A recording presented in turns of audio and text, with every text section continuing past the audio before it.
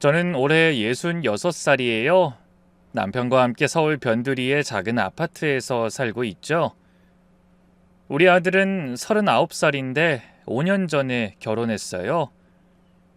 며느리를 처음 만났을 때가 아직도 생생해요. 아들이 엄마, 결혼하고 싶은 사람이 있어 하면서 데려왔는데 첫인상이 정말 좋았어요. 단정한 차림에 예의 바른 말투, 무엇보다 제 눈을 똑바로 보며 인사하는 모습이 참 마음에 들었죠. 나이가 많지 않음에도 당당하고 당찬 모습이 제 예전 모습을 보는 것 같아 확 이끌리더라고요. 어머님, 아버님 안녕하세요. 오빠한테 많이 들었어요. 좋은 분들이라고요. 반가워요. 우리 아들이 이렇게 미인을 데리고 올 줄 몰랐네. 에이, 어머님이 더 미인이신걸요. 과찬이세요. 며느리는 대학에서 간호학을 전공했고 종합병원 간호사로 일하고 있었어요. 안정적인 직업에 성실한 성격까지 며느리감으론 더할 나위 없었죠. 첫 만남에서 며느린 저희의 건강부터 챙기더라고요. 어머님, 혈압약 드시고 계신가요? 아버님은 당뇨는 없으시고요? 아직까진 괜찮아. 간호사니까 뭐 이런 게 좋구나. 앞으로 불편하면 바로바로 얘기해도 되겠어. 전문가니까 얼마나 꼼꼼하고 똑부러질 거야. 네, 어머님. 혹시라도 몸에 이상 반응 생기면 바로 말씀해 주세요. 전문가다운 질문들이 믿음직스러웠어요. 간호사 며느리라니 주변에서 다들 부러워할 만했죠. 결혼 준비 과정도 매끄러웠어요. 며느린 검소한 결혼식을 원했고 우리도 그게 좋았어요. 어머님, 요즘 같은 시대 허례허식은 필요 없잖아요. 그 돈으로 신혼집 마련하는 게 낫죠. 엄마 어때? 내가 말했지? 엄청 현명하다고. 그러게, 참 우리 며느린 요즘 애들 같지 않아서 좋아. 고맙다, 내 며느리로 와줘서. 얼마나 현명한 생각인지. 결혼식은 정말 소박하게 치렀어요. 양가 가족과 가까운 친구들만 초대했죠. 사실 저희 역시 허례허식은 싫었던 터라 며느리의 이야기가 반가웠거든요. 그렇게 아들과 며느린 결혼을 했고 아들이 행복해하는 모습을 보니 기분이 참 좋았네요. 결혼 후 첫 1년은 정말 행복했어요. 며느린 바쁜 병원 일정에도 불구하고 주말마다 저희 집에 들렀거든요. 어머님, 이번 준 무슨 반찬 해드릴까요? 아니야, 네가 무슨 반찬을 해. 일도 바쁜데. 에이, 어머님도. 저 요리하는 거 좋아해요. 그리고 병원 식당 음식만 먹다가 집밥 해먹으면 저도 좋아요. 아이, 그래도 힘들잖아. 반찬은 내가 해줄 테니까 그냥 먹어. 밖에서 일하느라 힘든데 집안일까지 힘들지 않겠어? 시댁에 오면 시댁이 아니라 친정이라고 생각해. 얼른 가서 누우라니까. 어머님은 진짜 좋은 분이세요. 남들은 고부 갈등이 있다고 하는데 어머님은 저 시집살이 시킬 생각도 안 하시고 오히려 제가 막 더 하고 싶다니까요. 아이, 며느리가 이렇게 예쁜데 왜 시집살이를 시키겠어. 며느린 정말 요리를 잘했어요. 한사코 씨라고 해도 병원에서 환자식 메뉴를 짜는 일도 한다면서 영양 균형을 생각한 반찬들을 만들어 왔죠. 특히 기억나는 에피소드가 있어요. 제가 허리를 다쳐서 병원에 가야 했는데 며느리가 휴가를 내고 절 모시고 갔어요. 어머님, 제가 아는 선생님께 부탁드렸어요. 잘 봐주실 거예요. 병원에서도 며느린 유명한 간호사였나 보더라고요. 의사들도 며느리를 보면 반갑게 인사했고 덕분에 치료도 잘 받았죠. 아, 선생님 시어머니시구나. 잘 모시겠습니다. 그때 정말 자랑스러웠어요. 우리 며느리가 병원에서도 인정받는 사람이구나 싶어서요. 시아버지 생신 때는 더 감동적이었어요. 며느리가 병원 동료들까지 데려와서 깜짝 파티를 해준 거예요. 사실 딸 자식도 이렇게 해주기 힘들 텐데 라는 생각이 드니까 며느리한테 한없이 고마운 마음이 들었네요. 아버님, 생신 축하드려요. 건강하게 오래오래 사세요. 간호사들이 다 같이 노래를 불러주니 남편이 어찌나 좋아하던지 눈물까지 글썽였어요. 생전 눈물도 없는 사람인데 며느리에겐 한없이 약한 남편이더라고요. 우리 며느리가 최고야. 아들 넌 정말 복받은 놈이다. 아버님 제가 복받았죠. 이렇게 훌륭한 아들 낳아주시고 키워주셔서 감사합니다. 앞으로 제가 더 딸처럼 잘할게요. 남편은 그날부터 며느리를 완전히 딸처럼 여겼어요. 며느린 늘 저희 집에 오면 저희 건강을 살뜰하게 챙겼네요. 어머님, 이번에 병원에서 건강검진 행사하는데 같이 가실래요? 직원 가족 할인도 돼요. 아버님, 요즘 무릎 아프시다 하셨죠? 제가 파스랑 관절약 가져왔어요. 정말 세심한 며느리였어요. 우리가 무심코 한 말도 다 기억하고 있다가 필요한 걸 가져다 주곤 했죠. 명절 때도 며느리 누구보다 일찍 와서 일을 도왔어요. 전 부치고 나물 부치고 설거지까지 도맡아서 했죠. 어머님은 좀 쉬세요. 며느리가 있는데 왜 이렇게 일을 많이 하세요? 친정어머니가 일찍 돌아가셔서 그런지 며느린 절 정말 엄마처럼 따랐어요. 그런 모습이 어찌나 안쓰러운 생각이 들던지 앞으로 내가 더 잘해줘야겠다는 생각을 하게 되었네요. 어머님, 저 어릴 때 엄마가 없어서 항상 외로웠어요. 근데 어머님이 정말 친엄마 같아요. 아이고, 그랬겠다. 앞으로 내가 친엄마처럼 잘해줄게. 너도 어려워 말고 편하게 대해. 그런 말을 들으면 마음이 뭉클하더라고요. 어린 나이에 엄마를 잃고 얼마나 외로웠을지 자식을 낳고 키워보면서 이 엄마란 존재가 정말 큰 존재라는 것을 깨달았기에 며느리가 너무 안타까운 생각이 들었네요. 아들도 결혼 후 더 성실해졌어요. 중견기업 대리였는데 아내를 위해 더 열심히 일했고 과장 승진 소식도 들려왔죠. 엄마, 나 과장 됐어. 정말? 아이, 축하한다. 와이프가 내조를 잘해줘서 그래. 매일 아침 도시락도 싸주고 늦게까지 일해도 불평 한 번 안 해. 그래도 일하면서 너 챙기느라 힘들 거야. 그러니까 당연하게 생각하지 말고 항상 고마워해. 아이, 당연하지. 며느리도 간호사로 꾸준히 일하니 경제적으로도 안정적이었어요. 맞벌이 부부라 여유도 있었죠. 그러던 어느 날 며느리가 좋은 제안을 하더라고요. 어머님, 아버님, 같이 제주도 여행 가실래요? 제가 항공권이랑 숙소 다 예약할게요. 아니야, 우리가 무슨 여행을, 돈도 많이 들 텐데. 에이, 어머님, 결혼하고 한 번도 같이 여행 못 갔잖아요. 이번 기회에 가족여행 가요.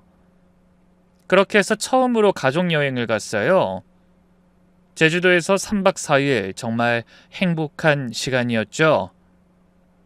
며느리가 일정도 다 짜고 맛집도 예약하고 정말 완벽했어요. 사실 처음엔 시부모가 여행에 낀다고 했을 때 혹시라도 며느리랑 아들에게 민폐가 될까봐 안 가려고 했지만 며느리의 간곡한 부탁에 간 여행이었거든요. 생각 이상으로 너무 좋았던 여행이어서 참 행복했네요. 아이, 우리 며느리 고마워. 덕분에 좋은 추억 만들었네. 아이, 어머님 무슨 말씀이세요? 저야말로 어머님 아버님이랑 여행 와서 너무 좋아요. 그때까지만 해도 우린 정말 행복한 가족이었어요. 착한 며느리를 둔 게 얼마나 복인지 매일 감사했네요. 하지만 행복도 잠시. 결혼 2년 차부터 조금씩 이상한 일들이 생기기 시작했어요. 처음엔 정말 사소한 것들이었죠. 어느 날 며느리가 직접 담근 김치를 가져오더라고요. 평상시에도 종종 음식을 해오던 터라 이상하진 않았죠. 어머님, 제가 김치 담갔는데 맛 좀 봐주세요. 아유, 힘든데 김치도 담갔어? 어디 한번 먹어보자. 김치 맛이 좋았어요. 근데 그 김치를 먹고 나서 남편이 심하게 배탈이 나더라고요. 김치를 처음 담가보는 며느리이기 때문에 그럴 수 있겠구나 싶었어요. 아이고, 베이야. 아버님 괜찮으세요? 제가 소화제 가져올게요. 며느리는 깜짝 놀라며 남편을 간호했어요. 병원에 가보니 급성 장염이라고 했죠. 죄송해요, 어머님. 제가 김치를 잘못 담근 것 같아요. 정말 죄송해요. 며느리가 너무 미안해하니 우리도 뭐라 할 수 없었어요. 아니, 오히려 그렇게 미안해하는 모습을 보니 배탈이 난 게 더 미안하더라고요. 좋은 마음에 했을 텐데 하면서 말이죠. 그리고 그때 며느리가 보여준 헌신적인 모습은 정말 감동적이었어요. 아버님, 제가 병원 동료한테 부탁해서 좋은 약 처방받아 왔어요. 그리고 제가 매일 죽 끓여서 가져올게요. 아유, 그러지 마라. 너 바쁜데 난 괜찮아. 내가 몸이 좀 안 좋아서 그런가 봐. 괜히 배탈 나서는. 하지만 정말로 며느린 일주일 동안 매일 새벽에 죽을 끓여서 가져왔어요. 세아가 고생하지 마. 우리가 해먹을 수 있어. 아니에요, 어머님. 제 잘못으로 아버님이 아프신데 이 정도는 해야죠. 간호사인데 가족도 못 챙기면 어떡해요. 며느리가 가져온 죽은 정말 정성스러웠어요. 전복죽, 야채죽, 소고기죽 매일 다른 종류로 만들어 왔죠. 동네 사람들도 다 알 정도였네요. 아이고, 며느리가 정말 효녀네. 매일 아침 죽 들고 오는 거 봤어. 아니, 맞아요. 요즘 그런 며느리 어디 있어요. 그런 칭찬을 들을 때마다 전 며느리가 자랑스러웠어요. 그런데 한 달쯤 후에 비슷한 일이 또 일어났죠. 이번엔 며느리가 만든 갈비찜을 먹고 제가 탈이 났거든요. 어머님, 병원 가보실래요? 제가 모시고 갈게요. 그때도 며느린 정말 극진했어요. 병원에 같이 가서 의사 설명도 꼼꼼히 듣고 약도 대신 타오고 집에 와선 계속 제 곁을 지켰죠. 어머님, 제가 정말 죄송해요. 요즘 병원 일이 바빠서 요리에 신경을 못 썼나 봐요. 며느린 반복되는 저희의 배탈에 눈물까지 글썽이더라고요. 아니야, 괜찮아. 누구나 실수할 수 있지. 아니에요, 어머님. 제가 간호사면서 가족 건강도 못 챙기다니 정말 죄송해요. 그런 며느리를 보면서 어떻게 의심을 하겠어요. 오히려 미안한 마음이 들 정도였죠. 더구나 며느린 그 후로 더 조심스러워지더라고요. 어머님, 제가 요리책도 사고 요리학원도 다니기로 했어요. 더 이상 이런 일 없도록 제대로 배울게요. 아니야, 무리하지 마. 요즘 젊은 사람들 요리도 안 해먹는다고 하던데. 차라리 그 시간에 쉬면서 체력 충전해. 우리 며느리도 쉬어야지. 하지만 정말로 며느린 주말마다 요리학원에 다녔어요. 수료증도 받아왔죠. 짜잔! 어머님, 제가 한식 요리 자격증 땄어요. 어머나, 정말? 아이, 대단하다. 그 후로 며느리가 만든 음식은 정말 맛있어졌어요. 식당 음식보다 더 맛있을 정도였죠. 하지만 이상하게도 가끔씩 또 탈이 났어요. 그럴 때마다 며느린 자책했죠. 또 제가 실수했나 봐요. 정말 죄송해요. 제가 왜 이럴까요? 며느리가 너무 미안해하니까 우리도 위로할 수밖에 없었네요. 그리고 진짜 나이가 들어서 그런지 저희도 예전 같지 않다고 생각이 들었고요. 아니야, 우리가 나이 들어서 소화력이 떨어진 거야. 네 잘못 아니야. 그래도요, 가끔씩 탈이 나시니까 너무 죄송스러워요. 우리가 평소에 좀 몸 관리를 해야 할 것 같아. 너무 신경 쓰지 마. 그런 일이 몇 번 반복되자 남편이 조심스럽게 어느 날 얘기를 하더라고요. 여보, 그 며느리가 가져온 음식 먹으면 꼭 배가 아픈 것 같지 않으? 그러게요. 아이, 근데 얼마나 정성스럽게 만드는데 우연히 일치겠죠. 아이, 그래도 이상해. 다른 음식은 괜찮은데 며느리 음식만. 여보, 그런 말 하지 마요. 며느리가 들으면 얼마나 상처받겠어요. 전 오히려 남편을 나무랐어요. 그렇게 성실하고 착한 며느리를 의심하다뇨. 그 무렵 아들 회사에서 구조조정 얘기가 나오기 시작했어요. 아들은 참 스트레스를 많이 받더라고요. 아들이 와서 속상해하니 저 역시 참 속상한 마음 이루 말할 데가 없었네요. 엄마, 우리 회사가 요즘 어려워서 구조조정한대. 나도 불안해. 그래? 아유, 걱정이네. 네 와이프는 뭐래? 괜찮을 거라고 하는데 솔직히 불안해. 며느리의 성격이 원래 매사 긍정적이어서 그런지 몰라도 남편이 위기에 처했는데도 별로 걱정하는 기색이 없었죠. 오히려 아들을 위로하며 힘을 북돋아줬어요. 오빠 걱정하지 마. 오빠처럼 능력 있는 사람을 회사가 내보낼 리 없어. 그리고 설령 그렇게 되더라도 우리에겐 내가 있잖아. 그럴까? 그래도 걱정되는 건 사실이야. 괜찮아. 내가 있는데 뭘 걱정이야. 위기 속에서 며느리의 그런 모습에 저도 감동을 하게 되었네요. 사실 부부란 원래 기쁠 때나 슬플 때나 함께 해야 하는 존재잖아요. 우리 새아기 고마워. 네가 있어서 우리 아들이 힘을 내는구나. 어머님 당연한 거죠. 부부는 어려울 때 서로 의지하라고 있는 거잖아요. 그래, 그게 맞는 말이지. 그래도 요즘 같은 세상에 얼마나 불안하고 힘이 들 거야. 그래도 내색 않고 용기 줘서 고맙다. 우리 며느리 정말 장하고 기특해. 그리고 어느 날 우연히 며느리가 통화하는 걸 들었어요. 계획대로 되고 있어. 조금만 더 기다려봐. 뭐? 그건 내가 알아서 할게. 걱정하지 마. 그 전화통화는 며느리의 목소리 중에 제일 낮은 목소리였고 굉장히 속닥속닥하는 전화통화였거든요. 무슨 일이 있나 싶은 생각에 며느리에게 물어보게 되었네요. 아까 누구랑 통화하는 것 같던데 무슨 일이 있어? 병원 후배예요. 제가 멘토링 해주고 있는 간호사가 있거든요. 경력 계획 상담해주고 있었어요. 그럴듯한 대답이었어요. 며느리는 병원에서도 후배들을 잘 챙기는 선배로 유명했거든요.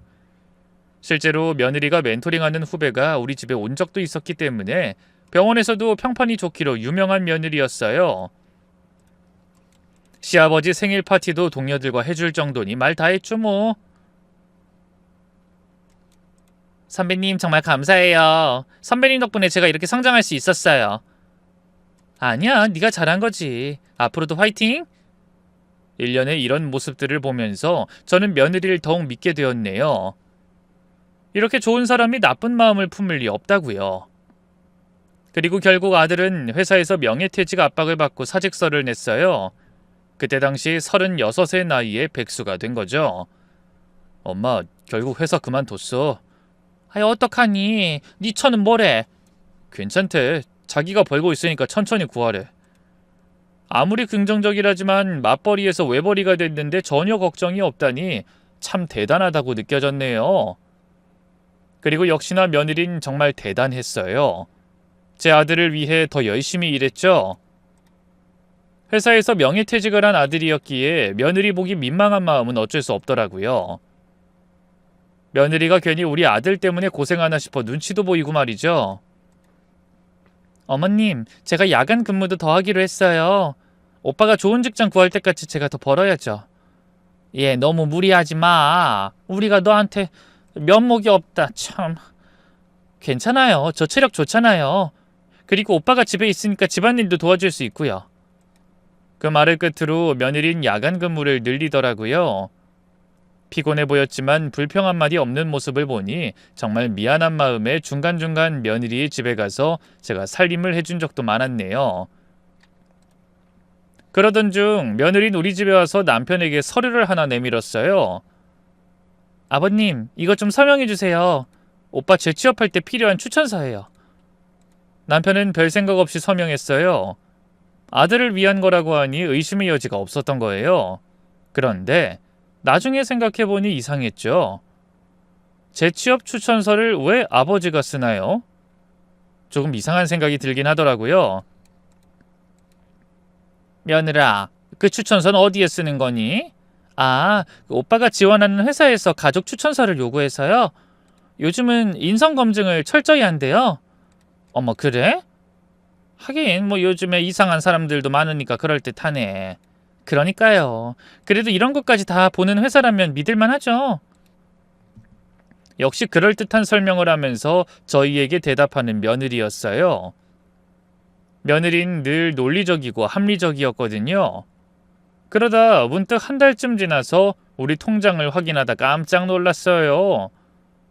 매달 200만 원씩 자동이체가 되고 있었던 거예요. 너무 기가 막힌 사실이어서 가만히 있을 수가 없었네요. 여보, 우리 통장에서 왜 돈이 나가고 있어요? 뭐? 그게 무슨 소리야? 확인해보니 며느리의 계좌로 자동이체가 설정돼 있었네요. 그것도 6개월 전부터요. 이게 어떻게 된 일인지 정말 기가 막히고 코가 막힐 노릇이었죠. 이게 어떻게 된 일이야? 내가 이런 거 신청한 적이 없는데. 은행에 가서 확인해보니 정말 남편 서명이 있는 서류가 있었어요. 그제야 깨달았죠. 그때 추천서라고 하면서 남편에게 서명을 요구한 며느리가 추천서라고 속여서 자동이체 신청서에 서명을 받은 거였어요. 이게 무슨 말도 안 되는 일이야. 이건 명백한 사기야. 여보, 일단 진정 좀 해봐요. 일단 차추 지정을 알아야지. 내가 지금 진정하게 생겼어. 남편은 분노했지만 전 믿고 싶지 않았네요. 여보, 뭔가 오해가 있을 거예요. 며느리가 그럴 리 없잖아요. 증거가 명백한데 무슨 오해? 그날 아들을 불러 이 사건에 대해 물어보게 되었네요. 이게 어떻게 된 일이니? 아빠 통장에서 네 처한테 자동이체가 되고 있어. 일단 네가 뭘 알고 있는지 너한테 먼저 연락한 거야. 아들은 당황한 표정이었고 이게 무슨 일인가 싶은 얼굴이었죠. 뭐요? 그게 무슨... 잠깐만요. 그리고 아들은 곧 며느리에게 전화를 걸었어요. 그런데 며느리의 대답이 놀랍더라고요. 그거? 아버님이 우리 생활비 보태준다고 하셨어서. 오빠도 알고 있잖아. 내가 언제 알았어? 엄마 아빠한테 그런 돈을 받을 수 없어. 며느린 전화를 끊고 곧 저희 집으로 왔어요. 그리고는 눈물을 글썽이며 설명하기 시작하더라고요. 정말 온 마음을 다해 믿었던 며느리였기에 이 사실을 믿을 수가 없었네요. 어머님, 아버님 정말 죄송해요. 제가 큰 실수를 했어요. 실수?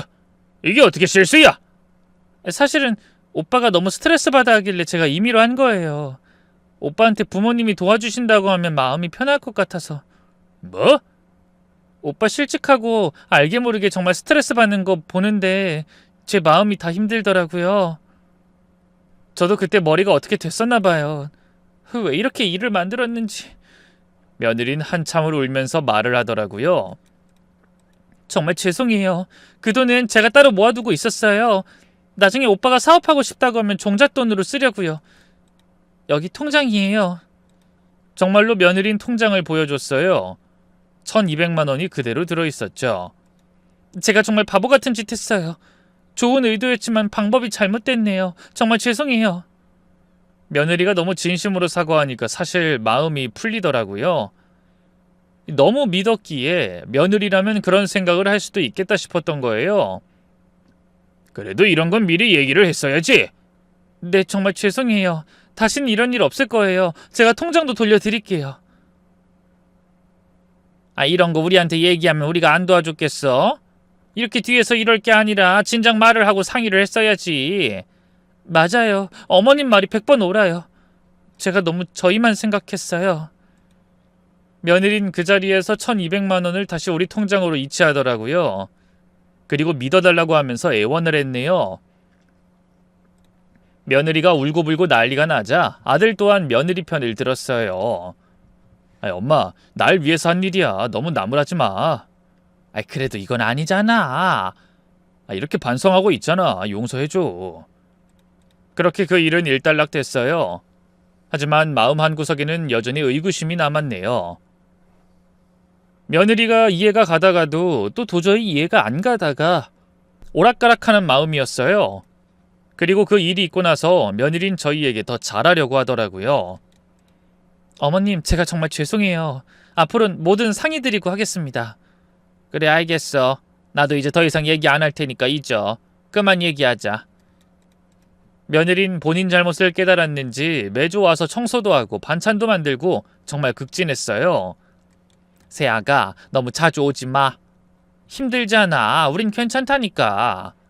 아니에요, 어머님. 제가 그때 잘못한 게 너무 죄송해서 이렇게라도 보답하고 싶어요. 다 지난 일인데 뭘. 일주일에 몇 번씩 들락거리는 며느리를 보면서 동네 사람들도 칭찬했네요. 너희 며느리 정말 좋더라. 매주 와서 시부모 챙기고. 맞아. 요즘 그런 며느리 찾기 힘든데. 그런 말을 들을 때마다 저도 며느리에 대한 의심이 조금씩 사라졌고 정말 좋은 아이인데 내가 너무 의심했나 싶었어요. 그리고 의심이 걷어져 갈 때쯤 어느 날 아들네 집에 반찬을 가져다 주러 갔다가 또 충격적인 걸 봤어요. 며느리의 화장대 위에 여러 개의 통장이 있었던 거예요. 이게 뭐지? 호기심에 살짝 들여다봤는데 놀랍게도 각 통장마다 1000만 원 이상씩 들어있었어요. 그 중에는 모르는 사람들 이름도 있었고 우리 남편 이름도 있었죠. 며느리가 이렇게 돈이 많았나? 그리고 서랍을 열어보니 더 놀라운 게 있었죠. 여러 장의 보험 서류들이었는데 피보험자는 다 다른 사람들이고 수익자는 모두 며느리였네요. 순간 등골이 서늘해졌어요. 이게 대체 무슨 일인가 싶었거든요. 보험 서류를 본 후로 저는 잠을 제대로 잘 수가 없었어요. 며느리가 도대체 무슨 일을 하고 있는 건지, 왜 그렇게 많은 보험의 수익자가 되어 있는지 도무지 이해할 수가 없었죠. 그리고 저는 남편에게 이 사실을 말했네요. 여보, 애들 집에서 이상한 걸 봤어요.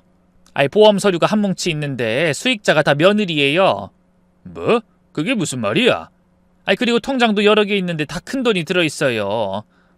우리가 모르는 사람들 이름으로 된 것도 있고요.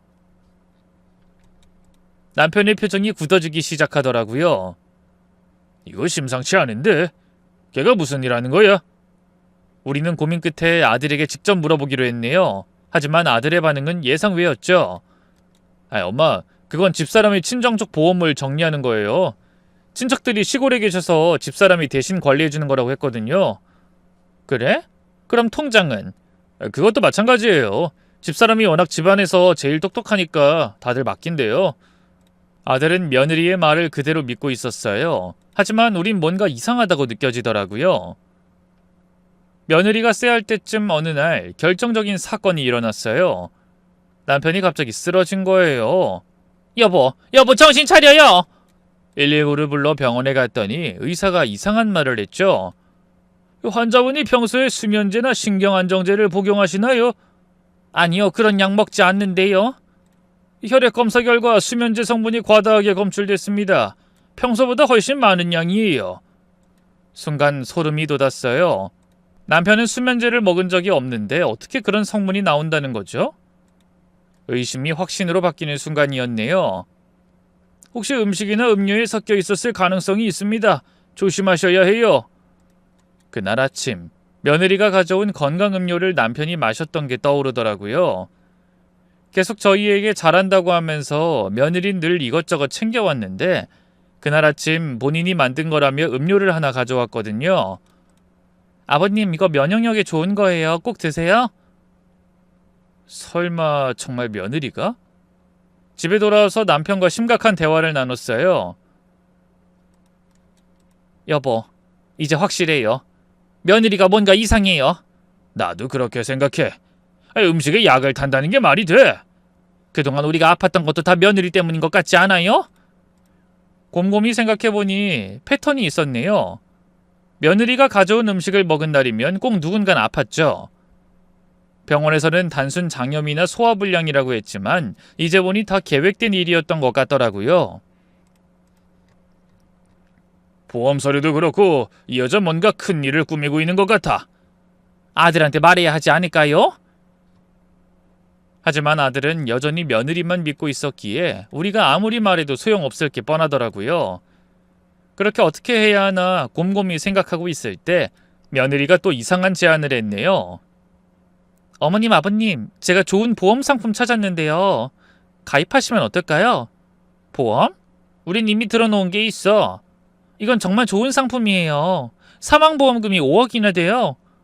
보험료는 제가 낼 테니 가입만 해주세요. 사망보험금 5억? 순간 등골이 오싹해지기 시작하더라고요. 그래도 살아온 세월이 있는데 며느리의 눈을 보니 이제야 알 것 같더라고요. 필요 없어. 우리 나이에 무슨 보험이야.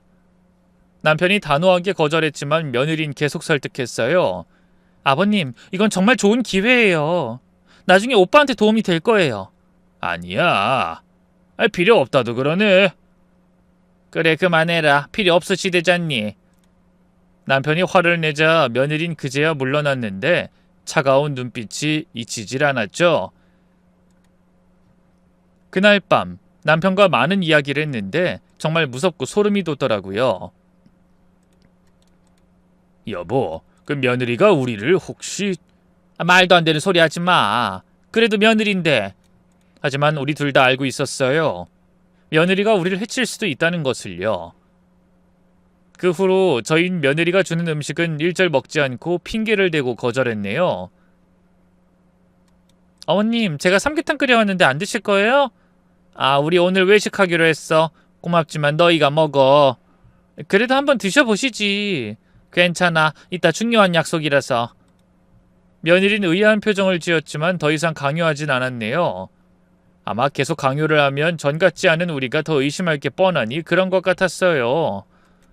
하지만 간과하고 있던 아들이 점점 이상해지기 시작했어요.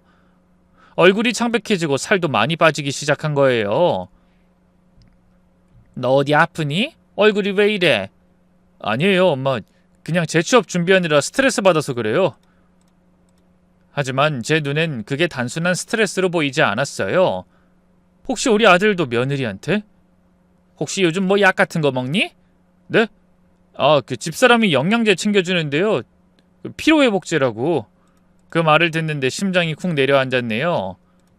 아들도 위험할 수 있겠다는 생각이 들었거든요. 어디서부터 얘기해야 하나 걱정이 앞섰는데 그래도 말은 꼭 해야겠다고 생각이 들었죠.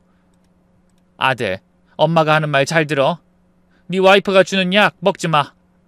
아이, 엄마 왜 또 그러세요? 집사람이 얼마나 날 위하는데. 아들은 그런 제 말에 화를 내며 자리를 뜨더라고요. 하지만 전 포기할 수 없었네요. 계속해서 심증만 있고 물증을 잡으려고 했던 때였어요. 그로부터 아들이 실직한 지 1년이 넘어가고 있었고 여전히 재취업은 안 되고 저축은 바닥을 드러내고 있었죠. 그러던 어느 날 아들에게서 전화가 왔어요. 엄마, 우리 월세가 3개월이나 밀렸어요. 그 집주인이 나가라는데 혹시 집에서 좀 지낼 수 있을까요? 마음이 참 아프더라고요. 아무리 며느리가 이상해도 아들을 길거리에 내쫓을 순 없었네요. 그래, 당연히 와야지. 언제 이사할 거니? 다음 주 수요일이요. 고마워요, 엄마. 하지만 남편은 반대를 하기 시작했어요. 한 집에 산다고? 당신 걔가 무슨 짓을 할지 몰라.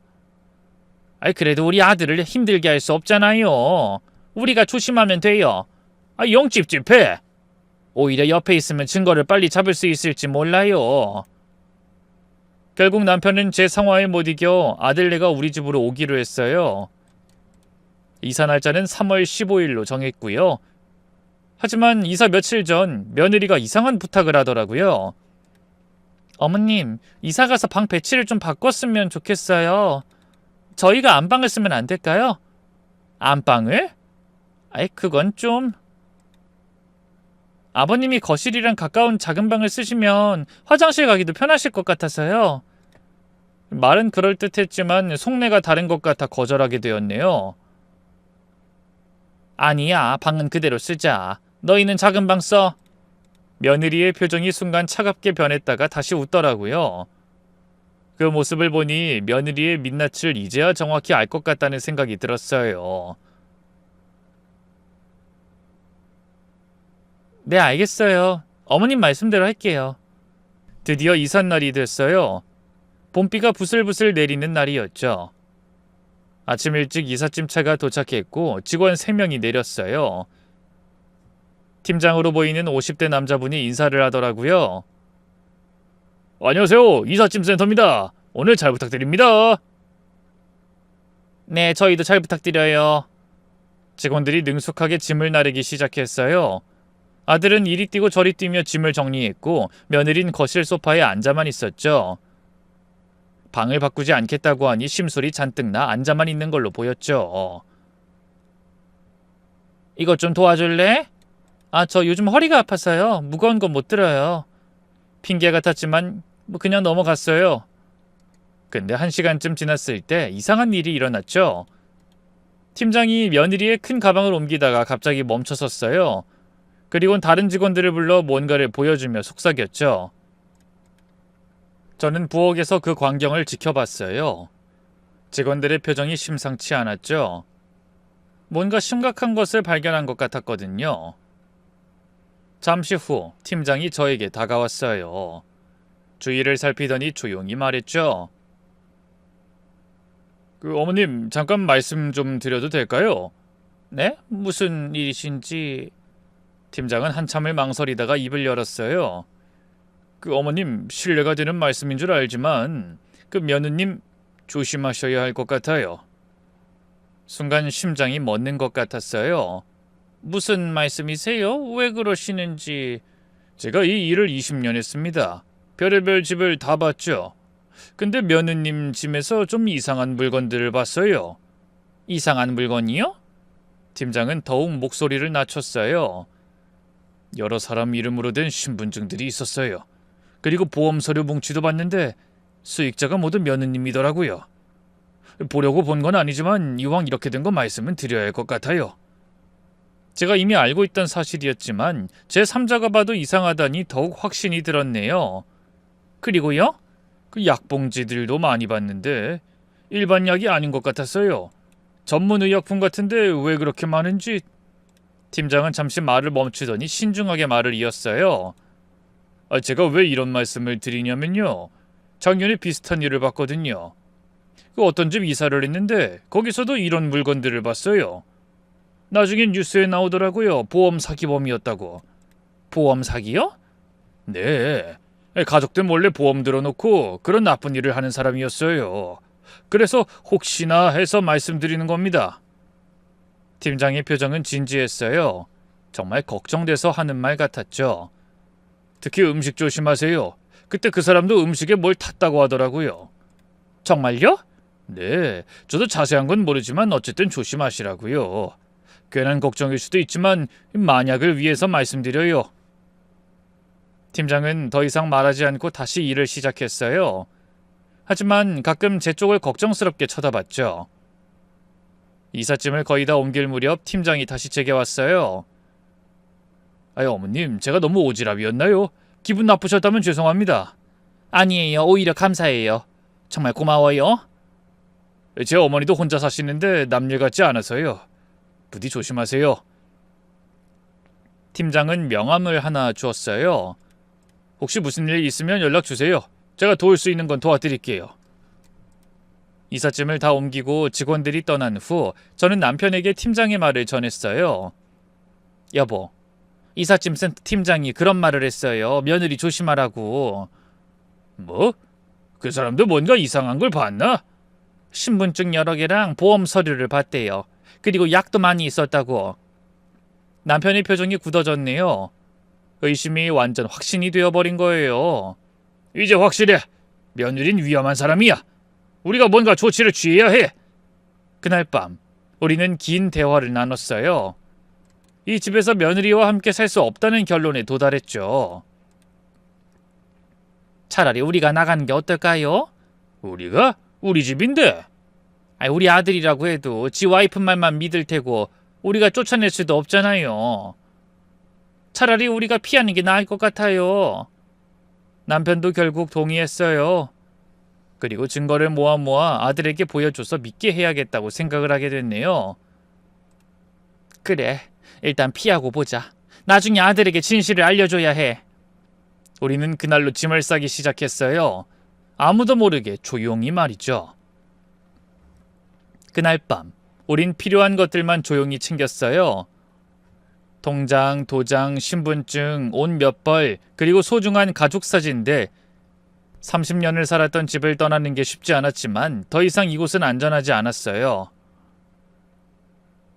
여보, 애한텐 뭐라고 하죠? 편지 남기자, 여행 간다고. 새벽 3시 우리는 편지를 쓰기 시작했어요. 아들, 엄마 아빠가 친구 집에 며칠 다녀올게. 너희끼리 잘 지내고 있어라. 곧 연락할게.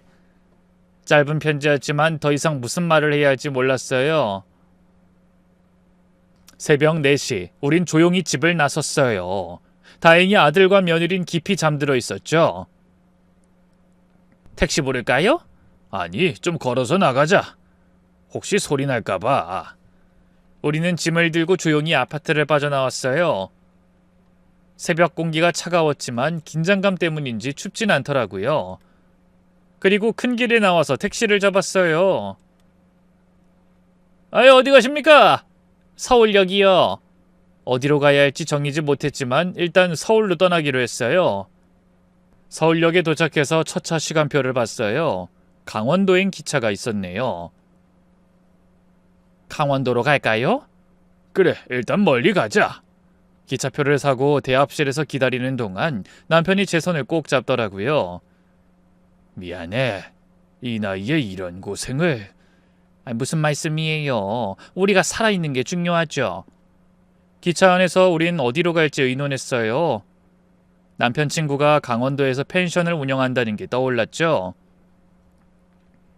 그 친구한테 가볼까? 거기서 당분간 지내면서 생각해보자. 그래요. 당신 친구라면 우리 사정을 이해해 줄 거예요. 강원도에 도착해서 남편 친구에게 연락을 하게 됐고 다행히도 펜션에 빈 방이 있다고 하더라고요. 형님 무슨 일이에요? 갑자기 웬일이세요? 긴 얘기야. 가서 설명할게. 펜션에 도착해서 우린 남편 친구에게 모든 걸 털어놨어요. 친구도 깜짝 놀라더라고요. 세상에, 그런 며느리가 다 있어요? 그러니까 말이야. 우리도 믿기지가 않아. 형님 여기서 편하게 지내세요. 얼마든지 있어도 돼요.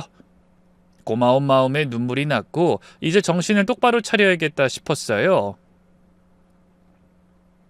며느리가 워낙 영특하고 영악해서 모든 걸 눈치채기 전에 해결해야 했거든요. 그리고 정확히 이틀 후 아들에게서 연락이 오더라고요. 엄마 어딨어요? 어떻게 말도 없이 가버려요? 아이 놀랐니? 우리 잠깐 여행 왔어. 여행? 짐을 다 싸서 간 게 여행이에요? 이건 가출이잖아요. 가출? 집사람 때문이죠. 엄마 왜 집사람을 그렇게 미워해요? 집사람이 뭘 그렇게 잘못했다고? 영문을 알 리 없는 아들은 계속 소리를 질렀어요. 하지만 우리가 뭐라고 설명할 수 있겠어요. 어차피 믿지도 않을 텐데. 그리고 지금 섣부르게 행동했다간 모든 일들이 물거품이 될 것 같았어요.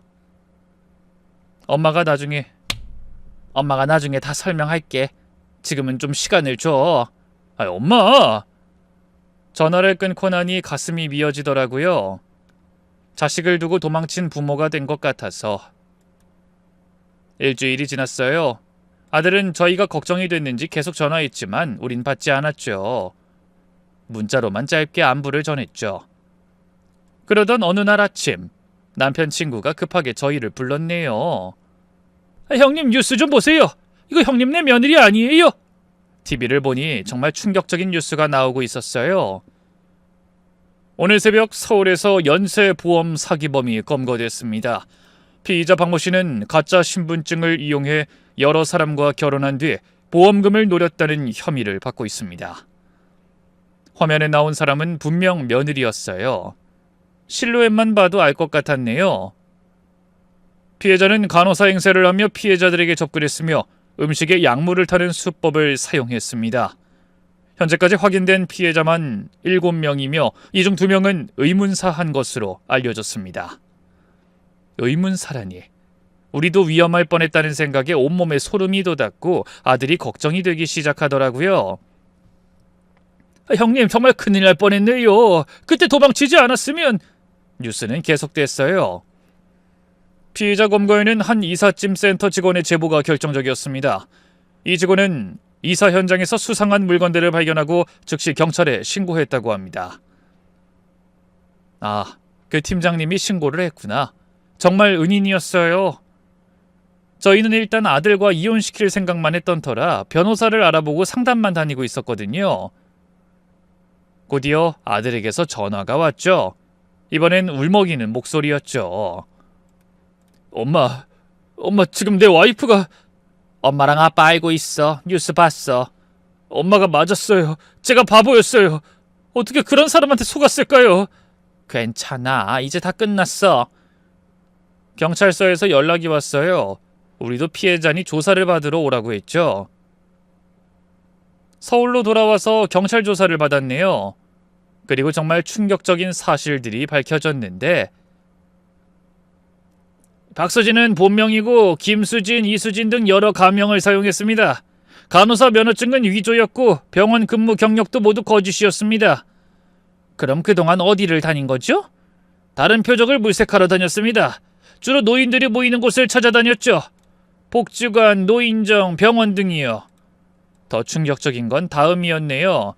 이 여자는 이미 2번 결혼했었는데 두 남편 모두 결혼 2, 3년 만에 사망했습니다. 보험금은 모두 박수진이 받았고요. 그럼 우리 아들도... 네, 위험했습니다.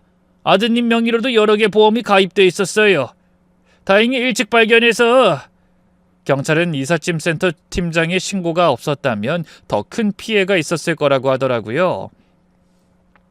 어찌나 무릎이 탁 처지던지 이혼을 시킬 게 아니라 저 여자를 구속시켰어야 했나 싶은 생각에 머리가 아찔하더라고요. 내 60평생 이런 일이 있나 싶기도 하면서 그때서야 벌벌 떨리면서 무서웠죠. 그분이 정말 용기 있는 행동을 하셨어요. 덕분에 빨리 검거할 수 있었습니다. 아들은 정신적 충격이 커서 한동안 병원 치료를 받아야 했어요. 며느리가 중간중간 음식에 탄 약물 때문에 몸도 많이 상했다고 했죠. 엄마, 제가 정말 바보였어요. 엄마 아빠 말 들었어야 했는데. 아니야, 누구나 속을 수 있어. 그 여자가 너무 교활했던 거야. 재판이 시작됐네요. 며느리, 아니 그 여자는 법정에서도 뻔뻔하더라고요. 변호사를 통해 혐의를 부인했죠. 피고인은 정상적인 결혼 생활을 했을 뿐입니다. 보험은 가족을 위한 것이었고 전 남편들의 죽음은 불운한 사고였습니다. 하지만 검사가 제시한 증거들은 명백했어요. 피고인은 동일한 수법으로 3번의 결혼을 했습니다. 그때마다 가짜 신분과 직업을 사용했고 결혼 후 1년 이내 거액의 보험을 들었습니다. 그리고 2, 3년 내 배우자가 사망했죠. 법정엔 다른 피해자 가족들도 있었어요. 첫 번째 남편의 어머니가 증언대에 서시더라고요. 우리 아들이 죽기 전에 자주 아팠어요. 며느리가 해준 음식을 먹으면 꼭 배탈이 났죠. 그땐 몰랐는데 내가 좀 더 의심했더라면. 그 어머니의 울먹이는 목소리에 저도 눈물이 났어요. 우리는 정말 운이 좋았던 거예요. 이삿짐 센터 팀장님도 증인으로 나왔어요. 20년간 이 일을 하면서 많은 걸 봤습니다. 그날 피고인의 짐에서 본 것들이 너무 수상해서 그냥 넘길 수 없었습니다. 구체적으로 무엇을 보셨습니까? 여러 개의 신분증, 대량의 전문의약품, 그리고 수많은 보험 서류들이었습니다. 특히 약품 중에는 졸피뎀이라는 수면제가 많았는데 일반인이 그렇게 많이 가질 이유가 없죠. 왜 신고하기로 결심하셨습니까? 제 어머니도 비슷한 사기를 당하신 적이 있어서, 그리고 그 집 어르신들이 위험해 보였습니다. 신고하지 않으면 후회할 것 같았어요. 팀장님의 증언은 결정적이었어요. 덕분에 며느리의 범죄가 명백히 드러났네요. 아들도 증언대에 섰는데 결혼 전보다 많이 야윈 모습이 안쓰럽더라고요. 그래도 이렇게 살아있으니 감사해야 하나 싶은 생각도 들었고요. 저는 정말 아무것도 몰랐습니다. 제 와이프, 아니 피고인이 그렇게 무서운 사람인 줄 꿈에도 몰랐어요. 피고인이 준 약을 드셨다고요? 네, 피로회복제라고 해서 매일 먹었는데 점점 몸이 안 좋아졌어요. 나중에 병원에서 검사해보니 간 수치가 심각하게 나빴대요. 아들은 증언하면서 계속 눈물을 흘렸어요. 사랑했던 사람에게 완전히 속았다는 게 얼마나 큰 충격이었을까요? 재판 결과 며느린 무기징역을 선고받았어요. 살인 혐의는 입증하기 어려웠지만 연쇄 사기와 살인미수 등으로 중형을 받은 거죠. 판사님의 말씀이 기억나요. 피고인은 인간의 가장 기본적인 신뢰, 즉 가족 간의 사랑을 악용한 죄질이 매우 나쁜 범죄자입니다. 더 이상 피해자가 생기지 않도록 엄벌에 처합니다. 며느리는 울부짖으면서 끝까지 무죄를 주장했는데 저런 가면에 속아 며느리를 딸처럼 생각한 제 자신이 정말 한심하더라고요. 그리고 재판이 끝나고 우린 이삿짐 센터 팀장님을 찾아갔어요. 정말 감사합니다. 팀장님 덕분에 목숨을 구했어요. 별 말씀을요. 당연히 해야 할 일을 했을 뿐입니다. 어떻게 감사를 드려야 할지. 감사는 무슨요. 어르신들이 무사하신 게 제일 다행이죠. 앞으로 건강하게 사시는 게 제일 큰 보답입니다. 아들은 그 후로 심리치료를 받으며 조금씩 회복했어요. 직장도 새로 구했고 열심히 살고 있죠. 오히려 며느리가 매일 추천해준 회사보다 본인이 눈을 낮추고 직장을 구하니 실직 기간이 길었던 것에 비해 굉장히 빠른 시간 내에 다른 회사를 다닐 수 있었어요. 생각해보니 며느리는 아들을 철저히 아무것도 못하게 하면서 본인에게만 의지하게끔 만들었던 모양이더라고요. 엄마 아빠 정말 죄송해요. 제가 너무 어리석었어요. 아니야, 이제 다 지났어. 앞으로 잘 살면 돼. 1년이 지난 지금 아들은 좋은 사람을 만나 조심스럽게 연애를 하고 있어요. 초등학교 교사인데 정말 착하고 성실한 아가씨네요. 섣불리 모든 걸 판단할 순 없지만 이런 사건을 계기로 조금은 안목이 생긴 것 같기도 해요. 엄마, 이번엔 정말 다를 거예요. 천천히 알아가고 있어요. 그래, 서두르지 마. 사람은 시간을 두고 봐야 해. 우리도 예전의 일상을 되찾았어요. 하지만 그날의 교훈은 잊지 않고 있죠. 가끔 그 이삿짐 센터 팀장님이 했던 말이 떠올라요. 그 며느님 조심하셔야 할 것 같아요. 그 한마디가 없었다면 우린 지금 이 자리에 없었을 거예요. 세상엔 며느리 같은 악한 사람도 있지만 팀장님처럼 선한 마음으로 남을 도와주는 사람도 있다는 걸 배웠어요. 그게 우리가 여전히 사람을 믿고 살아갈 수 있는 이유인 것 같아요. 그날 이후 저희는 서로를 더 아끼고 더 조심하면서도 따뜻하게 살아가고 있네요. 그리고 매년 3월 15일이 되면 그날을 잊지 않으려고 해요. 우리를 구해준 팀장님께 감사하는 마음을 담아서요. 인생은 정말 예측할 수 없는 것 같아요. 가장 믿었던 사람이 적이 될 수도 있고 스쳐 지나가는 사람이 은인이 될 수도 있죠. 우리가 배운 건 이거예요. 항상 조심하되 그래도 사람을 완전히 불신하진 말자. 그리고 누군가 위험에 처해 있다면 용기를 내서 도와주자. 그 팀장님처럼 말이에요. 이제 정말 끝이에요. 우리 가족의 이야기가 누군가에겐 교훈이 되길 바라며 이만 마치겠습니다.